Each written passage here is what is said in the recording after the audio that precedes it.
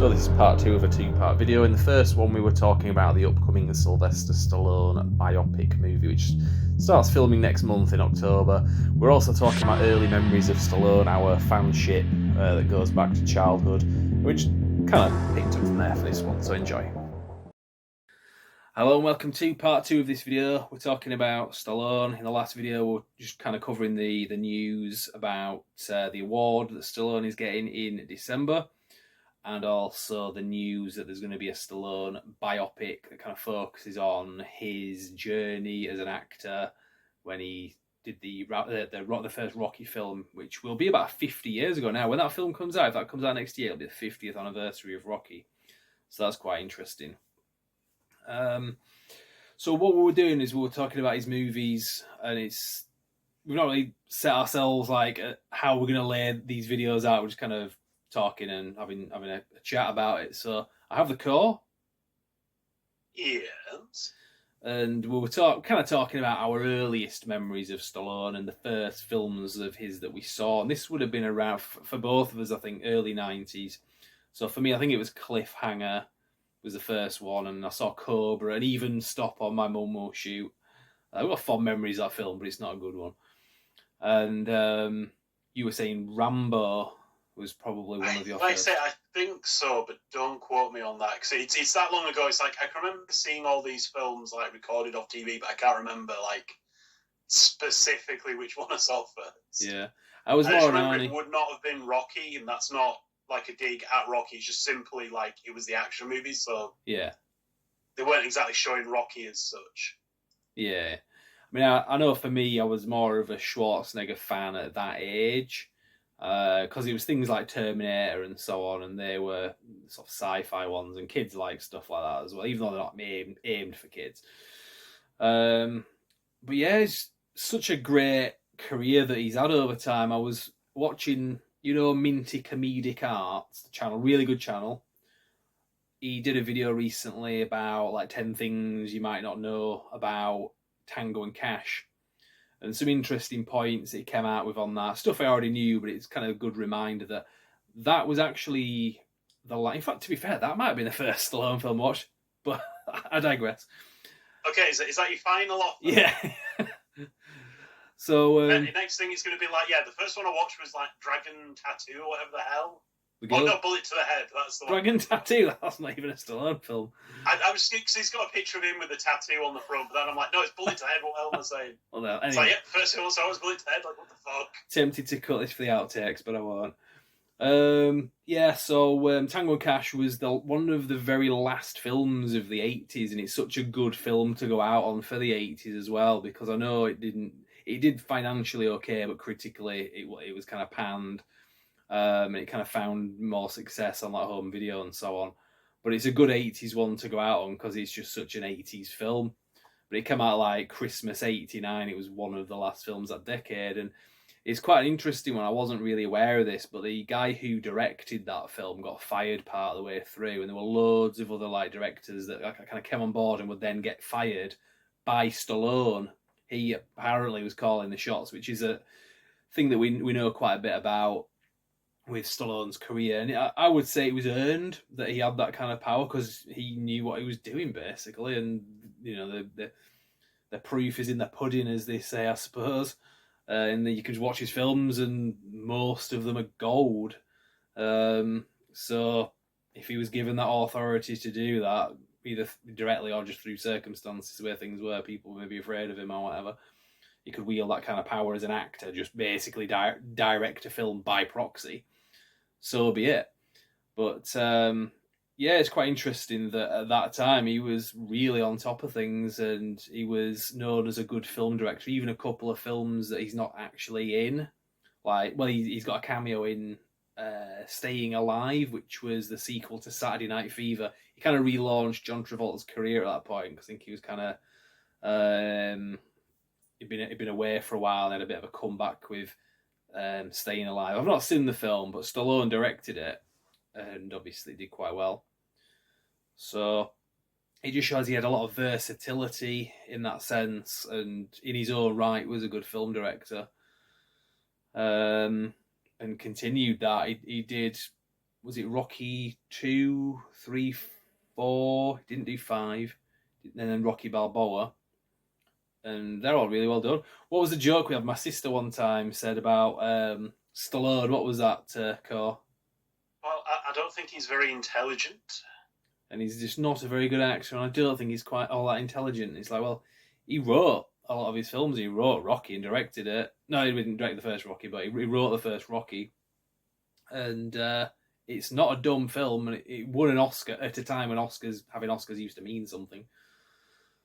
So, yeah, I think a lot of people misjudge him, and it's understandable because I know he's kind of maybe typecast, stereotyped, in some of the roles where he just kind of come across as a bit dumb.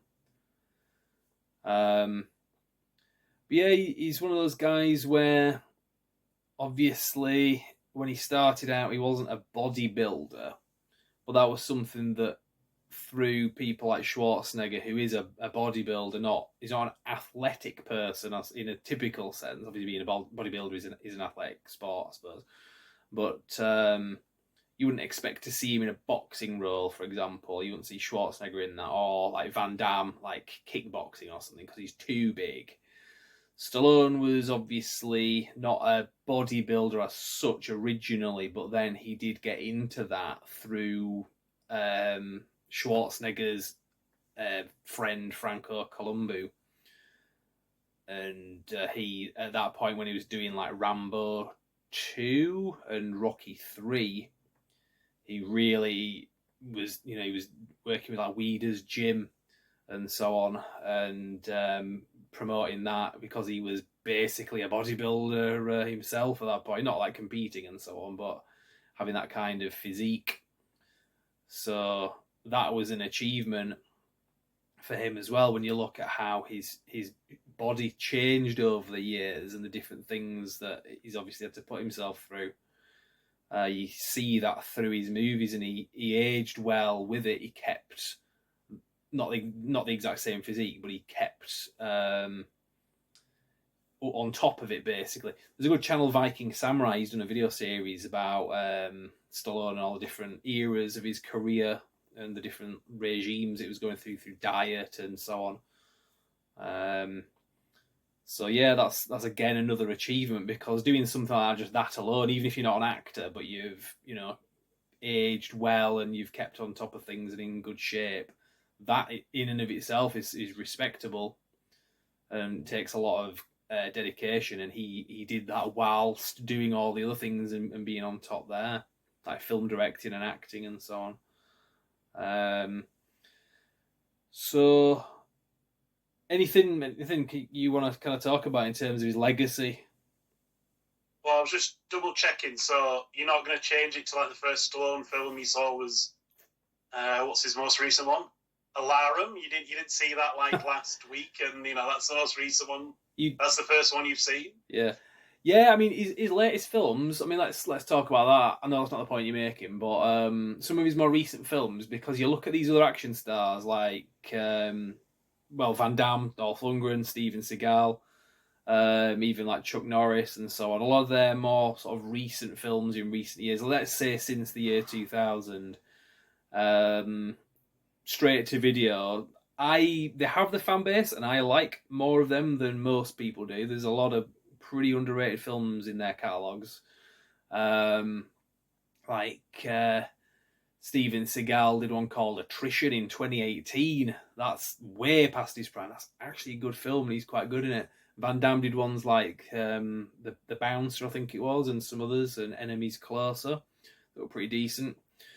Stallone has continued doing things. A lot of them are straight to video, like you say, Alarum. I saw that, and Armour, I think it was. Yeah, like I say, as long as that's not the first one you've fucking seen. Yeah, yeah.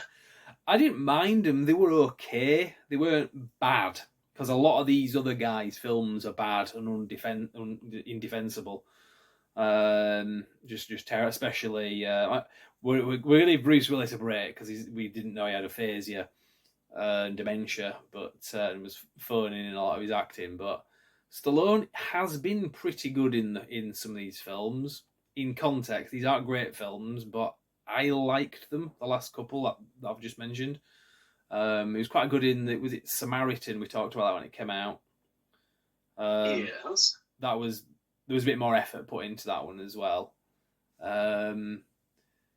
But yeah, because he basically, especially in the early 2000s, by his own admission, he became an actor for hire, which was kind of sad. So he was doing films like Detox, or is it ICU now? I think it's called in other countries in the US. Yeah, films like that just worked great, and he was just basically an actor for hire in that until he had a comeback with Rocky Balboa in 2006. So he's had ups and downs, but even in the lower periods, some of the films like Get Carter, for example, I need to rewatch that. It was a remake, obviously, came out in the early 2000s, maybe 2000. It's been getting a bit more attention recently. I've noticed a lot of people have been talking about that film and saying like revisit it. It's actually pretty decent. So maybe not as appreciated when he was doing those acting for hire films, but yeah, they're not terrible. I mean, honestly, nowadays, a lot of things that we kind of sort of ignored or didn't really do that well back in the day are kind of getting a lot more popular. Yeah, like Terminator Salvation. You know, like people are kind of like, there's so much shit out today. Like people are realizing, well, hang on, there's all this old stuff that I haven't seen before, which is actually like miles better than some of the slop they're like churning out now. Yes, if you revisit them, films like we've talked about before, not on the channel but just in private, about like Terminator Salvation, very underrated film. It's not great; it's got its problems. But I mean, I would say it's great. Compared to the two that came after, it's a bloody masterpiece. Yeah, and it was misunderstood as well. I think it was just kind of a break in the pattern, and not to go off talking about that specific film, but I think some of the Stallone films that were underrated because Copland. I remember when that came out, it had some talk, but I think just people didn't really appreciate that as a Stallone film, it's not what you'd expect. Maybe some people didn't appreciate, but that is an absolute belter. Have you seen Copland? Yeah, I don't really remember it, which I've only seen it like once. I think maybe we should have an SJS and watch that at some point because it's a good film. It's a very good film, and it's not just a Stallone film. And that was the point. He's very good in it. Yeah, and about like corruption or something. Yeah, and I know he got a lot of praise at the time, but I think again it's another film that a lot of people appreciate more now than they did originally. So yeah, he's like I say, he's had his ups and downs. There was a couple of ones that were a bit weaker in the mid-90s. There was The Specialist, the Specialist, and Assassins. Those two kind of came out around the same time, and I've rewatched them recently. I've seen them a few times over the years, and they're not great. I want to like them more than I actually do. So yeah, he's like I say, he's had his ups and downs, but I've not seen any of his films. It's quite rare. I think there was one that he did, and it was called Back Trace. All told for jokes aside, that was pretty bad. I didn't even keep that. I had it on DVD, and I just give it to a charity shop because it's like Stallone's part in it is very minor, and it's a crap film. And there were like the two Escape Plan sequels, which they're okay. I will rewatch them occasionally. But again, this is during an era where it feels more like he's been shoehorned in. But they're still not bad. So we've got a couple of minutes left. Any final thoughts? The two for that's not a very helpful thought, is it? Damn it. Yeah. So it'd just be interesting to see what he does next. I know there's a lot of stuff about. In fact, I wonder if this will be in the Rocky biopic about talking about his difficulties that he had with Irwin Winkler. I think it was. Yeah, Irwin Winkler, one of the producers. There's been a big ongoing thing about that with the rights to the Rocky franchise. So this movie that's coming out might actually be a chance for him to kind of get something off his chest and tell the story about how he was not exploited by these guys, but maybe I don't know. I think the problems that he's had with the Irwin Winkler and the family there have been in more recent years, and the continuance of the Rocky franchise, if you want to call it because he's had plans and he's been blocked basically by the producers because he sold the right, well, not sold, but he signed the rights away to Rocky in order to get that movie off the ground. So I think some of that will be touched upon in the biopic, but we'll see how that plays out. So we've run out of time anyway. We just wanted to have a bit of a ramble about this Stallone stuff, and realise it's been more me than you, Cor. But your contributions have been the dover, so you've been relegated to second fiddle. Well, I don't want to be accused of talking over you again. Yeah, you bastard. Or like killing the video with my foul language. Yeah. Well, call it quits for this one, but this channel kind of, we're trying to focus more on the action genre and stuff like that more in recent times. We do talk about other things as well. We have a Halloween special coming up. In fact, I'll put a trailer on for that, and we'll see you later on for that in October, but I'm sure we'll see you again before that. So thank you very much for watching. Right, so here is the trailer for the 13th annual Brand X Reviews Halloween special. I'm trying to use a bit of AI, so let's see if this plays okay. It is coming. All Topher jokes aside. This October, the Brand X Reviews 13th Annual Halloween Special. Right, no, that's a load of rubbish. Stop that right now. What the hell? Anal? We meant 13th Annual Halloween Special. We started this in 2013. We're doing it every year. We don't always do lots of videos. Some years we just do one video.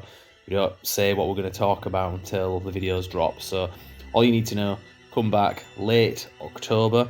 Every night leading up to Halloween night itself, there will be a video. Usually there's a theme to these things, but like I say, we'll announce that later on. So, yeah, that's pretty much all you need to know. Brand X Reviews Halloween Special. Check back in late October, and it will be happening.